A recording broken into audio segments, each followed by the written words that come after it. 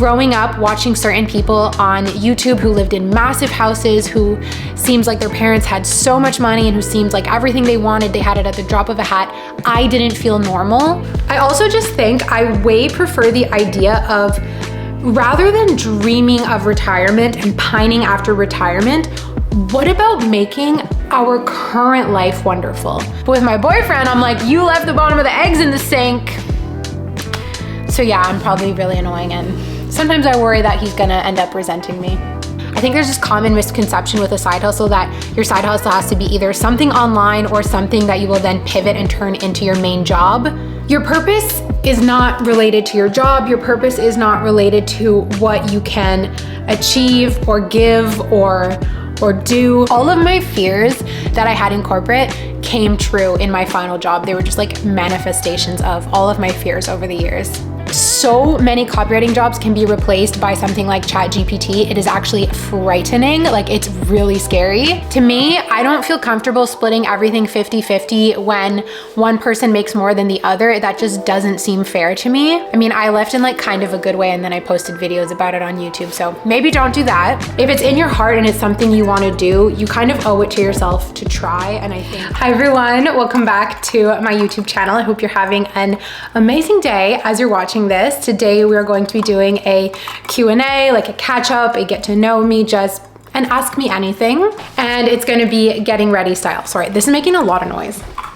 It's Friday night and I am getting ready for a little date night with my boyfriend. We're gonna go to a steakhouse here in Montreal called Montreal. I'm so excited, I'm so looking forward to it, and I thought I would take this getting ready opportunity as a chance to film a Q&A because it's been so long since I've done one. I love filming these, I love watching these, and I just wanna make this one like super long and chatty so you can play it in the background while you're cleaning your house, doing work, on the treadmill, whatever it may be. I would super love for you to comment down below what you're doing while you're watching this video. I love reading those comments, and I got so many questions, so I feel like without further ado, let's dive right in. So I just made this giant little mocktail. I can't even take credit for making it. Let's make a little mocktail that we can sip on while we get ready and chat. Oh my God, that's how not often these get used. Okay, we're putting it in the most extravagant glass, and this is like some Italian mojito soda that I picked up at Florence Cafe this morning. All of the ingredients are in Italian, so I have no idea what's in here, but I think it's just like a lime mojito inspired soda. But we need ice.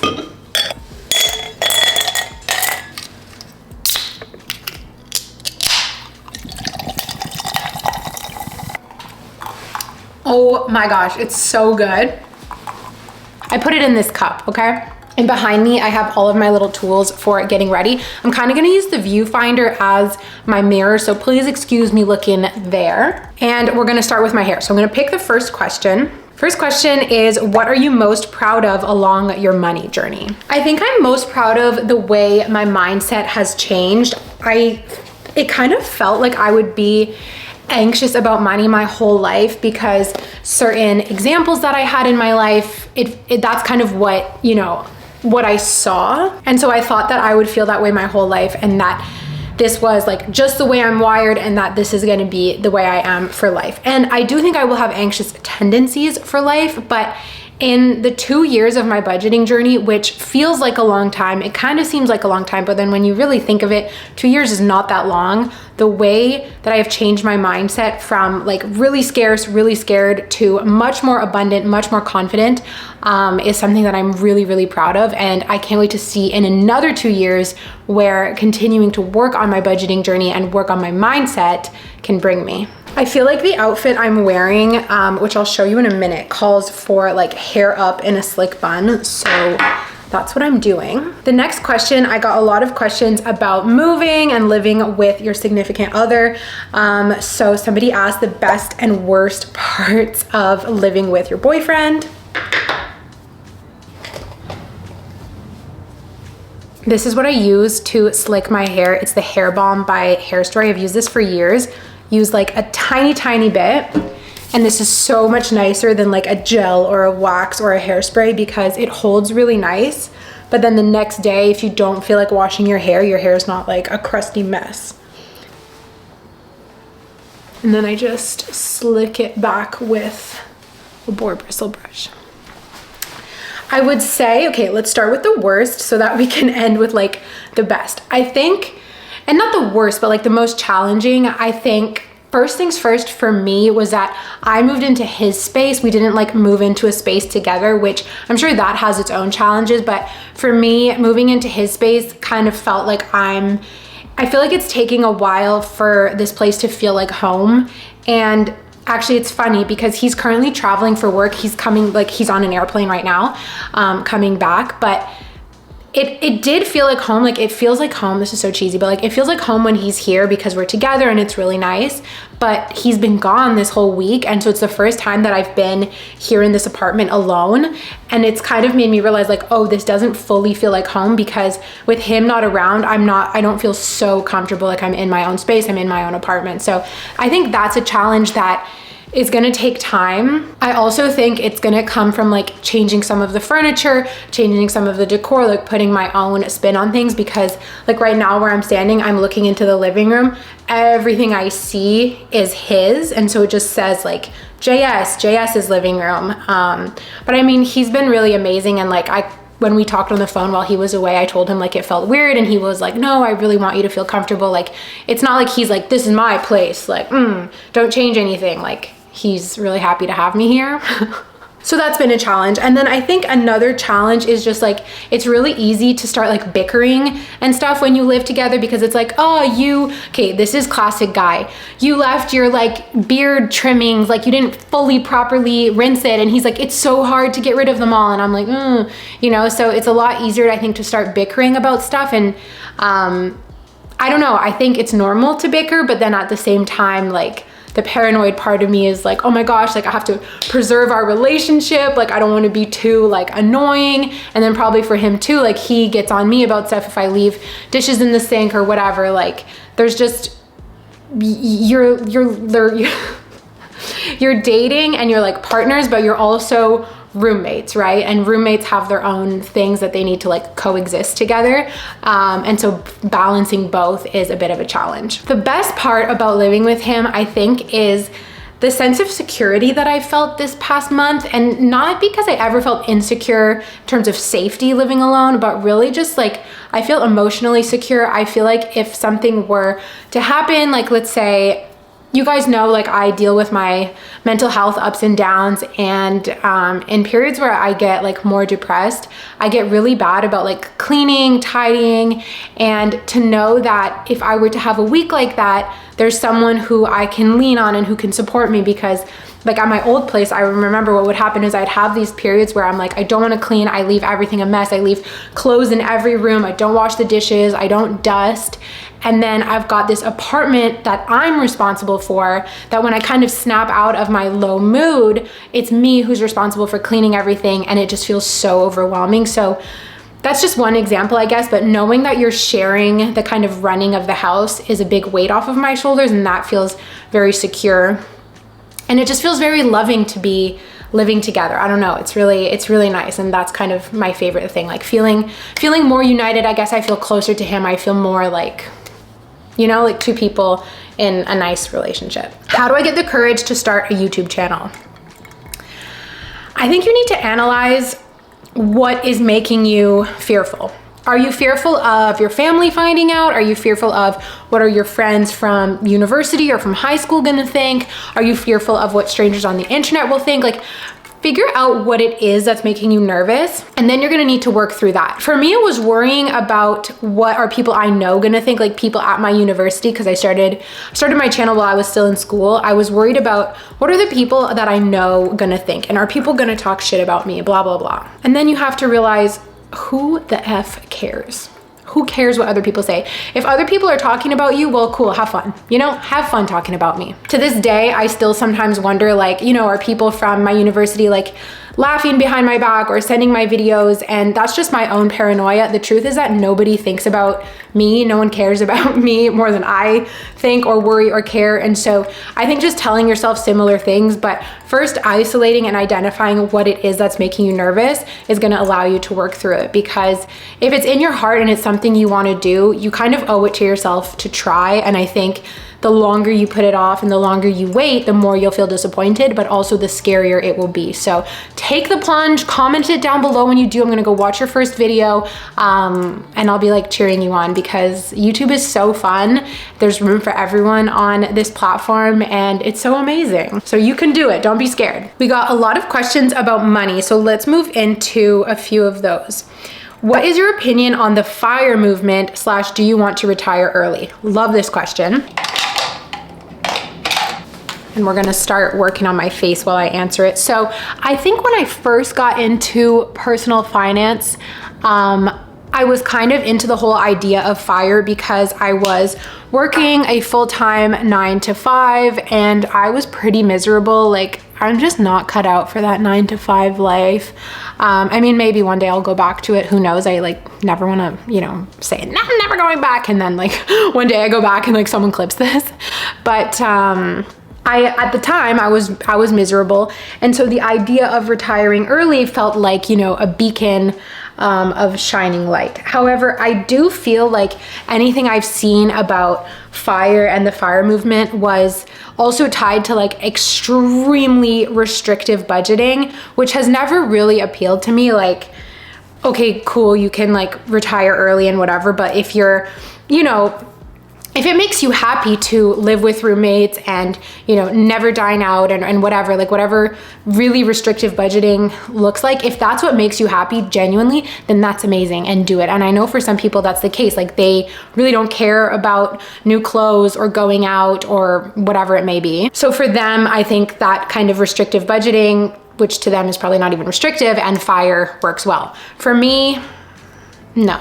I also just think I way prefer the idea of, rather than dreaming of retirement and pining after retirement, what about making our current life wonderful? What about making our working life feel good? What about, you know, not settling and finding a job that makes us happy, or settling and finding an outside of work hobby that makes us happy, and dining out with our friends? And, you know, like, I just think usually with most things in life, balance is the answer. And so that's what I would lean to rather than FIRE. It's like, let's make our current lives feel amazing while also saving for the future and taking care of our future self and finding that balance. That's what I would advocate for. That's what I want for myself. And I just think with everything in life, whether that's like eating or working or whatever, balance is always like the easiest, the most sustainable, and like the best option. That's just my opinion, okay? If any of you guys are into FIRE, comment down below and like what it means to you and what you think of it, because I only have a limited knowledge of it, right? So that's just the perspective that I have.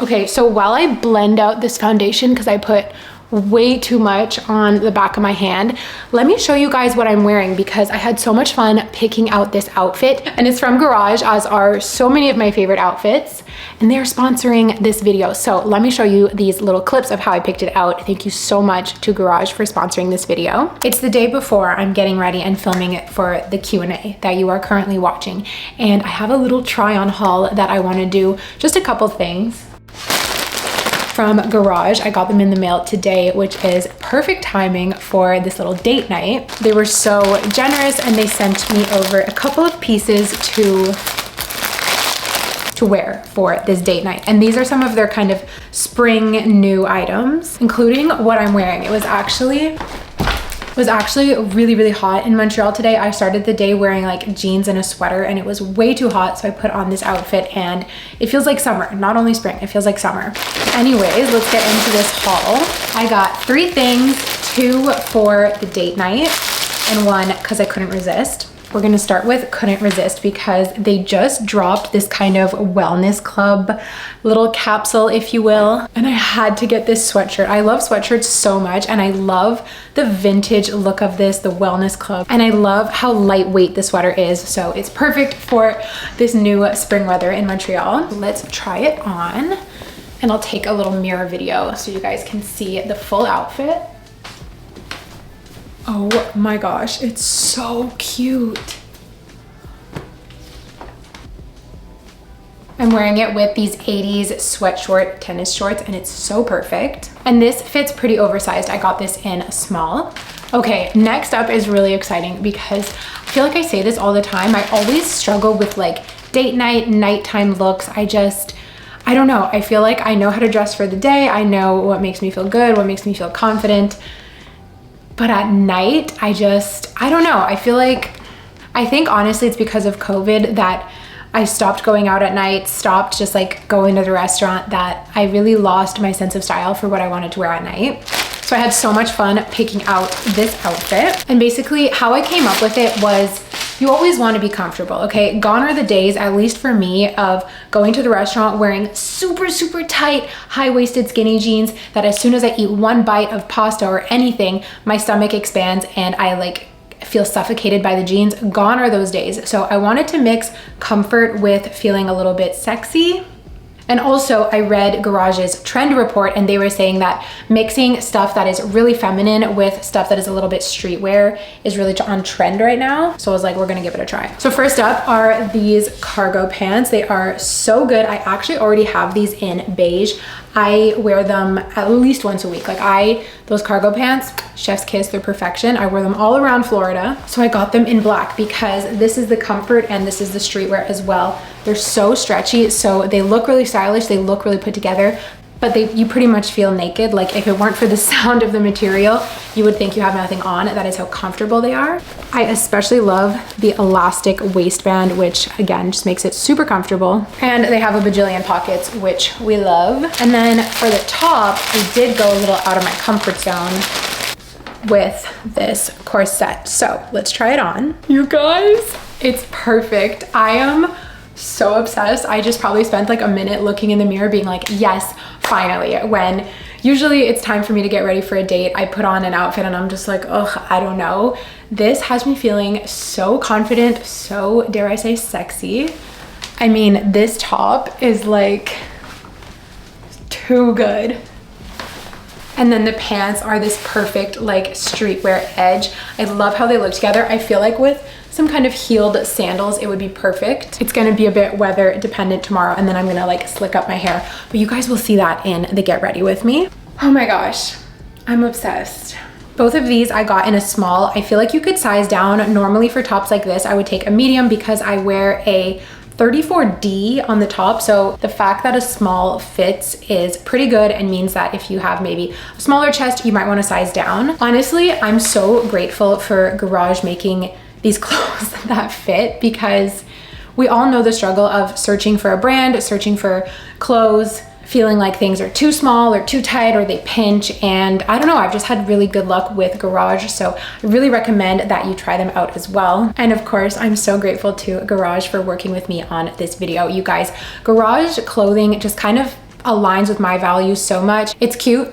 I love dressing cute. It's Canadian.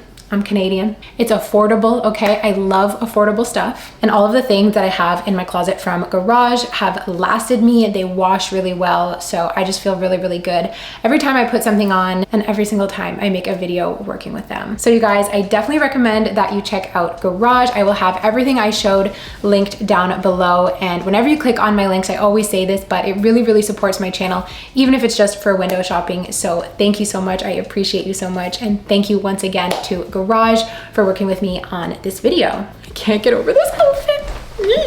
Okay, the last thing I'm gonna say is this corset feels so comfy. I feel like sometimes I look at pictures of corsets and I'm like, is this gonna itch? Is this gonna scratch? Is this gonna be too like sucking in?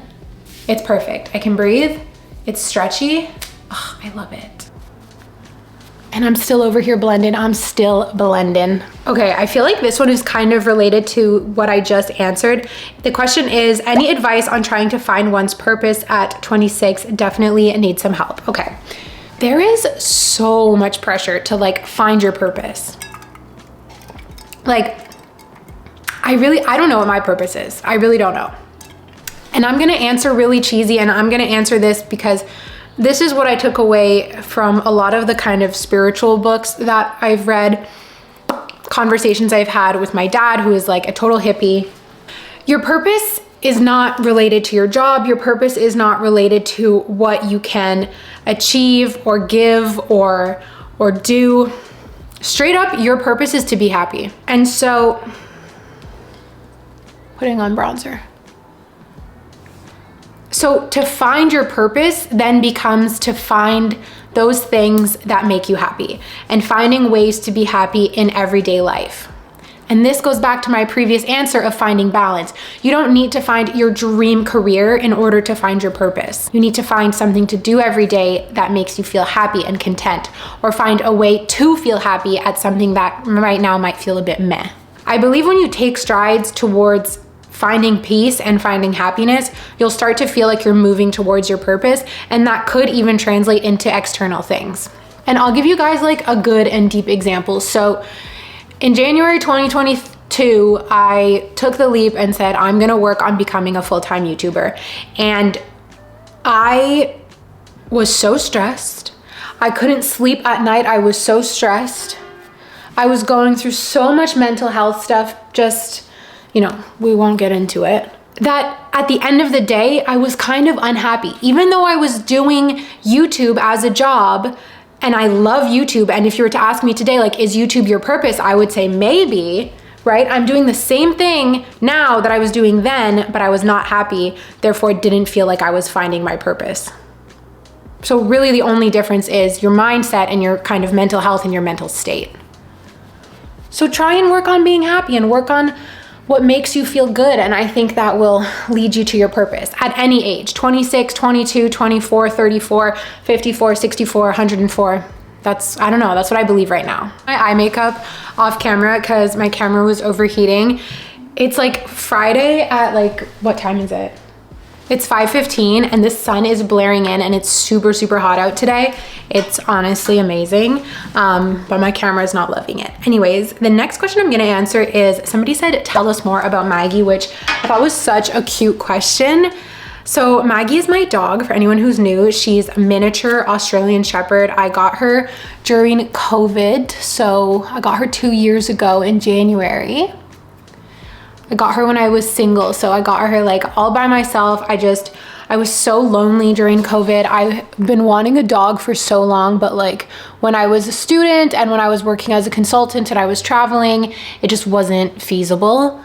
So COVID came and I was like, well, now is my time to get a dog. And so I did my research on different breeds, and I felt like I wanted a dog that would kind of force me to be more active.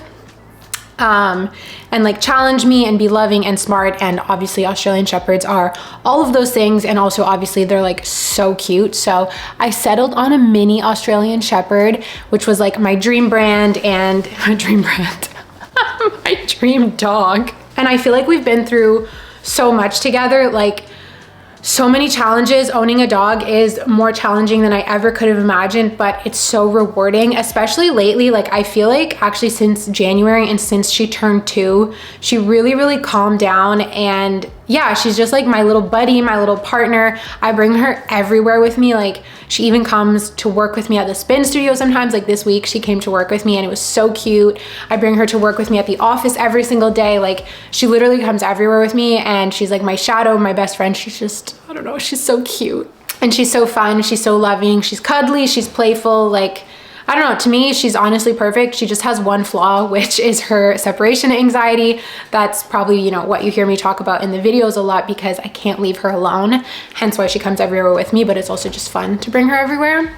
But yeah, I think every single dog on this planet, like every owner will tell you like, yeah, they're perfect except for one thing. Like I think every dog has their one thing, and hers is the separation anxiety. But yeah, that's a little bit about Maggie. And by the way, to do my brows, I use Anastasia Brow Freeze, It is insane. It's like an instant brow lamination. And I find it really transforms my face. Last things last, we're gonna do this lipstick, and then we're gonna go sit on the couch and we'll really get into like a focused chat. I want this video to be like an hour long if my camera will permit. Stunning. Okay, I feel like this is so much better now. Sorry about that chaos, sorry about it. This is what happens when I film. I feel like I'm such a perfectionist and I'm such an overthinker that I'm now wondering if I need to like delete all of those clips and start over. Like, suggestions on how to split the expenses when living with your partner. I was a bit hesitant when I saw this one to answer it, but I was like, you know what? I'm gonna give my 2 cents. You don't have to agree with me. And I guess that's the first point, is that everyone is different. I feel like there's different kind of philosophies. Maybe you're gonna have the 50-50 philosophy where you split everything down the middle no matter what. Maybe you're gonna have a percentage philosophy where you split everything as a percentage based off of perhaps who earns more. Or maybe you have the kind of, I don't know, ad hoc, could we say, strategy where some people pay for something, some people pay for others. That is where I fall into, and it's not a suggestion per se, but I guess it's just to say like you need to figure out what makes you and your partner comfortable. To me, I don't feel comfortable splitting everything 50-50 when one person makes more than the other. That just doesn't seem fair to me. I think when it comes to splitting finances, it's about, for me at least, and like for my values, it's about fairness and comfort. What do I feel comfortable paying for? What does he feel comfortable paying for? And what is fair? It's not about, and I've said this before, it's not about getting the most you can out of someone. It's not about like, oh, he's my boyfriend, so he should be paying for my vacations. He should be paying for my dinner. He should be paying for my groceries. Like, it's not about that. I really value also being independent and being able to stand on my own 2 feet financially. But if he makes more money than me, I think it's only fair that he pays a bigger percentage of the rent, which is, I'm just giving that as an example because he owns this place. But if I made more than him, maybe I would pay a bigger percentage like of rent. So we never really keep track of stuff and like split things down the middle. The only thing would be like, let's say plane tickets. If we're going on a vacation and we buy plane tickets, we each pay for our own ticket. That's just like fair. Anything that's like stuff, he pays for his own like clothes, whatever. Anything, I pay for my own clothes, my own makeup, skincare, whatever. And then anything for the apartment, we're actually still figuring that out, but I feel like it would be either like split down the middle or like I'll pay for one thing, he pays for the other. And it just, I think in the end, it all balances out as long as you're comfortable with it and as long as it's fair. If you could live anywhere in the world, where would it be? I think the first answer that comes to mind is Australia. I really so badly wish I could live in Australia. It's just so freaking far and I would feel bad to be so far away from my family. But if Australia was closer, like done deal, I'll be there tomorrow. How did you get into copywriting? Is it a good job / career? I got into copywriting when I got laid off from my job and a friend of a friend was looking for a freelance copywriter. I applied, I got the job, and that's how I became a copywriter. I was already doing a lot of copywriting at my previous job, and then even with YouTube and stuff, like there is an element of copywriting there. So that's how I got into it. I do feel like I got really lucky. It was kind of like the right opportunity at the right time. I still work with that company today. It's amazing and I love it. So is it a good job / career? For me, yes. I mean, for you, it might not be. I think there's a lot of variability with copywriting. Like if you're in-house, that's one thing. Like if you're, a full-time employee. If you're a contractor, I mean, your job is never really safe. You might not have guaranteed amount of hours. Like being a freelancer has its pros and cons, we can say. I also think something that I think about all the time now is with the immense arrival of AI, what is going to happen to copywriting? What is going to happen to my job as a copywriter? Because so many copywriting jobs can be replaced by something like ChatGPT. It is actually frightening. Like it's really scary. So I get a lot of questions, should I get into copywriting and should I start being a copywriter, whatever? And honestly, something I think about is like, I don't know, because ChatGPT is coming for your job. Favorite spot in Montreal? This is so hard. I'll give you two answers. My favorite cafe, like just a spot that I love to go and hang out, is September Cafe. It's in the Little Burgundy neighborhood of Montreal, and it's just like the coolest cafe in the city. Honestly, it's such a vibe. The baristas are so nice. Like, it's the kind of place the baristas literally remember your name, and it's so nice. You can bring your dog in if you're just getting takeout. The food is insane. The coffee's really good, matcha's really good, baked goods are really good. Like, I just love September Cafe. And my favorite neighborhood is honestly the Mile End. Like, Saint Viateur Street is incredible. Really nice restaurants, really nice cafes, just really nice houses to look at. Like, really nice place to hang out. A lot of vintage shops and little small local boutiques. So I really love the Mile End. Anytime I have like a friend from out of town or family members come to visit, I love to bring them there because I just feel like that neighborhood is very Montreal. So if you're ever visiting Montreal, you need to add the Mile End neighborhood and just everything around there to your Montreal bucket list, and then also add September Cafe. And I'll give an honorable mention, I guess, to the Old Port, because the Old Port is so beautiful. It's also one of my favorite places to just walk around and kind of be in Montreal. It's really special. It feels like you're in Europe when you're down there. What is an unpopular opinion of yours? That is the next question. I love listening to people's answers like this, and like, I always hope for something more juicy, and then it's like never that juicy. So I'm gonna give you one, and it's not really that juicy, but it might offend some people. I really hope I don't offend anyone. This is just like an opinion that I feel very strongly about. I don't know why. It really bothers me. So quick backstory is that I love watching wedding videos. I love watching like wedding videos on YouTube of like total strangers. I just love that stuff. And something that always drives me insane is it's a beautiful video, beautiful venue, beautiful outfits, and the people who are reading their speeches are reading off of their phone. It really drives me insane. I'm like, can you not get a cue card? Can you not get like a cute little book or a piece of paper? Because I just find, like, especially in photos when you're like reading off your phone, I just find it doesn't look good. And I wish, you know, when I get married, no one's gonna be allowed to read their speech off their phone. You're gonna have to hold a little piece of paper. It's gonna be old school. And I'm sure that's probably an unpopular opinion because obviously it's not convenient, but it just bothers me. And like, you know, you're wearing this gorgeous dress and then you're reading off your phone and like your phone case doesn't match your dress. Like, I don't know, it really bugs me. Where would you recommend an 18-year-old should be financially? I can't give any recommendations because obviously I'm not a professional, but this is what I will say, okay? At 18, I would recommend that you do your best to set yourself up to not stress about money.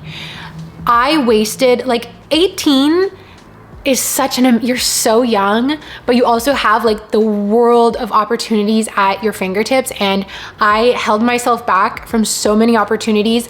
I worried so much about money at 18. When really like the whole world was in front of me and I did not need to stress as much as I did. So that is the only thing I will say that I recommend you do whatever at 18. It doesn't matter how much money you have in the bank. It doesn't matter how much debt you have.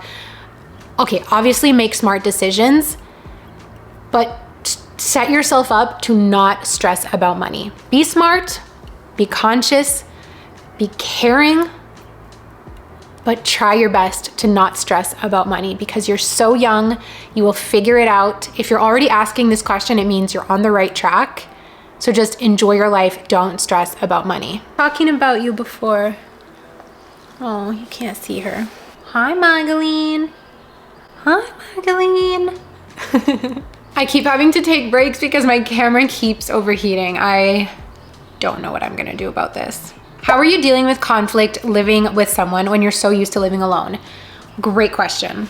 I kind of touched on this before, but there's definitely been more bickering than I'm used to because I feel like there are certain things that I'm really like anal about where I'm like, no, this has to be super clean. Like one of the things I hate is when you wash the dishes and then there's still like, let's say you make scrambled eggs and then you wash the scrambled eggs pan, but then there's still like bits of scrambled eggs in the bottom of the sink. That infuriates me. And JS will do something like that. But then I'll be the one to just not wash the pan for like the whole day. So he'll get mad at me for not washing the pan, and then I'll get mad at him for like not washing the bottom of the sink. So I feel like with those things, you kind of have to realize that like you're being silly. And living with your significant other compared to living with a roommate, like with a roommate, you're kind of more so, at least like with my roommate situation, hi Kamich, we were on really opposite schedules. So it wasn't often that we were doing stuff together at home, that we were like cooking dinner together. It didn't really happen often. Whereas with JS, like we're more like together in the house. And so it's like, there's no point in getting upset. I guess my point is like just remembering that you're kind of working towards a common goal of like really living together. And I'm not gonna lie, it's easier to bring up stuff that bothers you to your boyfriend than to your roommate. Like I never wanted to piss off Camilla when I lived with her. I just like, I wouldn't, if she like left a dish in the sink, I would rather just wash it than like bring it up, because like I really don't like conflict with friends. But with my boyfriend, I'm like, you left the bottom of the eggs in the sink. So yeah, I'm probably really annoying, and sometimes I worry that he's gonna end up resenting me. But I will say, whenever there's like little bits of conflict, there's always love in there. Like I try and never be like, you did this. Like I'll try and always do it like jokingly so that I'm getting my point across, but also not coming off like so harsh. And like he does the same. Like we're always smiling when we talk to each other. So that's good. And I'm still learning. Like I've only been living here for a month and a half. We've only been living together for a month and a half. So we'll touch back on this one. I'm going to quit my job. How can I announce it to my boss? Good for you. Good for you. Congratulations. It is so scary to announce to your boss that you are going to quit. It is like so scary. I think just be as respectful as you can be. Even if you hated your job, even if like you hated it and that's the reason you're quitting, be kind, be nice, be grateful. I think it's always nice to like fluff them up. Like, you were such a great manager. I really enjoyed working here. Even if it's not true, I believe it's better to leave on a good note than to make a storm on your way out. I mean, I left in like kind of a good way, and then I posted videos about it on YouTube. So maybe don't do that, but always be respectful. Ever since I was younger, ever since I got my first part-time job when I was 15, various family members told me never burn a bridge. So you never want to look back and be like, I hated this place. Like, always be respectful, and also don't put it off. As soon as you know you're gonna quit, as soon as it's confirmed, like book that meeting with your boss, say, hey, I really need to talk to you. I recommend doing it either over the phone or in person, whichever one is like accessible based on your working situation. I didn't turn my ring light back on. I think it's okay, we're okay. Yeah, so send your boss an email or a message saying, hey, can I book you for a call? There's something I need to discuss with you. Or go meet them in person and just say, hi, you know, I'm handing in my 2 weeks, 1 month, whatever amount of time of notice you're giving. Tell them that you've had a great experience, you've learned so much, you really enjoyed working here, but you're leaving to pursue your passion or to whatever it is you're going to. And it will go well. I've never had an experience where someone's been mad. I've had times when they've been like disappointed and they're like, oh, but why can't you stay, blah, blah, blah. Or like, oh, yeah, like, it's actually really hard when they tell you I'm disappointed, but you know in your gut it's for the right reason, whatever that reason may be. So stay true to you and you'll get through it. Have you ever thought about doing a podcast? Yes, I even went out and bought a microphone because I was like ready to go. I had the name all picked out. I had cover art designed, and then I chickened out. This was 2 years ago. Do you prefer working independently, and do you miss corporate life? Definitely prefer working independently. I just think it's much more for me. I really can't focus on like a 9-to-5 schedule. I just really can't. It's really hard for me. I also have like a really strong fear of authority. So in all of my corporate jobs, I was terrified of my bosses, terrified of getting fired, terrified of upsetting someone. I mean, I ended up kind of getting fired. I got laid off and I did upset them. All of my fears that I had in corporate came true in my final job. They were just like manifestations of all of my fears over the years. But from time to time, I do miss corporate, like especially now that people are going back into the office. I see old coworkers, I see old classmates having 5 assets and traveling for work. And there is that certain element that I kind of miss. I think it's like the social aspect, but one thing that has really so much helped me is getting an office, because my office is in kind of like a co-working space. So I kind of see my neighbors and I tell them good morning, and it just makes me feel like, I don't know, it makes me feel a little bit more legit, and it gives me that office feeling, which is super motivating. And it makes me feel a little bit more corporate, and I have that structure a tiny bit. So I do really like that. So yeah, there's certain elements that I miss, but at least right now for this stage in my life, working independently suits me a lot better. Tips to earn more income. I think I'm like a really big advocate for the side hustle. I've literally always had a side hustle. Like when I was in school full-time, I had a part-time job. And even when I was working full-time, my first consulting job, I volunteered at the spin studio to get free classes. Like a side hustle is so great, especially when it's something fun. And I'm not talking about those cheesy side hustles like doing surveys online, but if there's something you like, if there's something you're good at, if you are a people person, maybe you want to work as a server on the weekends or after work. If you are into fitness, maybe you want to get the early morning shift at a gym like I did, or on the weekends. I think earning more income does sometimes come with sacrifices, but we can make these sacrifices not feel like sacrifices, right? If on the weekends, Saturday and Sunday, you spend all day sitting around relaxing and watching TV, and you'd like to earn a little bit more extra income, why not pick up some weekend shifts at the mall? And you know, from 10 to 5, you work at a clothing store. Maybe you're really into activewear, so you get a job at an activewear store and now you have a nice discount. I just think that's a really nice way to spend your weekend. You're gonna make friends, you're gonna earn some extra income, and it's really gonna boost your confidence as it comes to your earning. That's what I would recommend, getting a little side hustle. It's just gonna expand your earning opportunities a lot. And I think there's this common misconception with a side hustle that your side hustle has to be either something online or something that you will then pivot and turn into your main job. But like your side hustle could be a job as a barista on the weekends, and there's nothing wrong with that. Make it fun, find a little way to earn some extra income. That would be my advice. And of course, you know, that's, you know, not to discount asking for a raise or earning more in your current career, moving companies to get a raise or whatever that may be. But assuming you've exhausted all of those options, I'm a big fan of the side hustle. This question is hilarious. Would you find it really hard to be in a relationship with Gene if Camilla really didn't like him? Yes. Yes. I'm so lucky that Camilla, Gene, and I are like, we're just like the three of us friends, and that she likes him. I honestly don't think I could date someone that my friends didn't like. I feel like it's just a red flag. Assuming that you trust your friend and you value your friend's opinion, which like obviously I do with Camilla.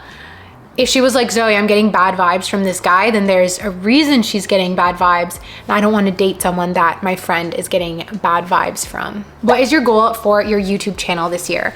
Okay. Like numbers goal is that I would really like to hit 50,000 subscribers, and then maybe even 100,000. I've had 100,000 and getting that silver play button on my vision board for like 2 years now, and it keeps not coming true. I'm sure I have some like limiting beliefs blocking it. But aside from those numbers goal, my goal is really just to continue having fun, putting out videos that I myself would want to watch and that would make me as a viewer feel good, because my ultimate goal with YouTube is to make videos that make you feel not alone, that make you feel normal, that make you feel seen, that you can watch and not feel like you need to be somebody else or do something else or change anything about yourself. That's just like a fun, cozy place to hang out. And maybe you'll get a little bit of inspiration, and maybe you'll get some new clothing ideas, or maybe you'll see, oh, I want to try wearing my hair like this, you know, like obviously there's a little bit of an element of superficial to it, but I just really want to be a friend to you. And my biggest thing is I want to make you feel normal, because growing up watching certain people on YouTube who lived in massive houses, who seems like their parents had so much money, and who seems like everything they wanted, they had it at the drop of a hat, I didn't feel normal. But it's like, yeah, I am normal. I was normal. We're all normal in our own way. So I just want to come on here and be my truest self, so that you can see someone being their authentic self and know that it's okay for you to be your authentic self, and that you are normal and you are perfect, and you can just like feel good about yourself. That's my goal. And it makes me want to cry talking about it, because that's like, it's really true, and I really love every one of you, and I want you to always leave my videos feeling good. So on that heartfelt note, I'm going to wrap up this video. I'm gonna just wait around. I don't even know if JS, his plane has left Toronto. Okay, he says the plane started moving. It's been delayed a whole bunch of times. I'm gonna go sit outside and read my book while I wait for him.